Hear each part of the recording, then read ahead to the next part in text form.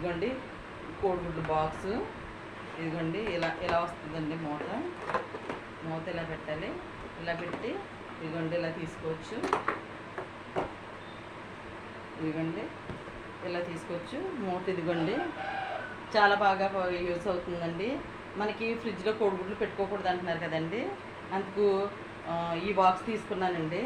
ఫ్రిడ్జ్లో పెట్టలేదండి గుడ్లు, ఇందులో పెట్టేసుకుంటే ఒక 20 గుడ్లు దాకా పడుతుందండి. అంటే ఫ్రిడ్జ్లో పెట్టకూడదు అంటున్నారని కోడిగుడ్లు ఇది మీషోలో బుక్ చేశానండి. ఇది చాలా బాగా యూస్ అవుతుందండి.